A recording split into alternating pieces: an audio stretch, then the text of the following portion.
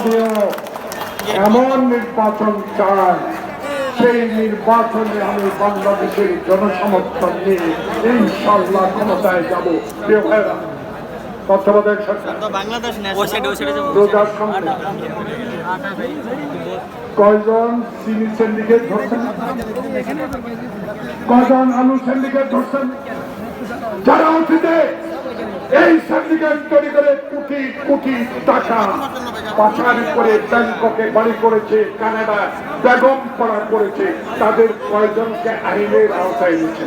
যখন এই মির্জা আলমগীর ভালো কথা বলছে, যখন এই সত্য কথা বলবে, যখন দাদাদের বিরুদ্ধে কথা বলবে, যখন তিস্তারে ন্যায্য হিসাবে চাইবে, যখন আমাদের উপর অত্যাচারের হিসাব চাইবে, যখন আমাদের গ্রেপ্তারের কারণ জিজ্ঞাসা করবে, তখন এই কিছু কিছু লেজুর ভিত্তিক দল এখন আমাদের বিরুদ্ধে কথা বলা শুরু করবে। এরা কারা? এদেরকে সাবধান থাকতে হবে। জাতির সমান, জাকারিয়ার সমান, ওয়াসিম, আপনার গুরু দায়িত্ব 10টি উপজেলা, 4টি পৌরসভা।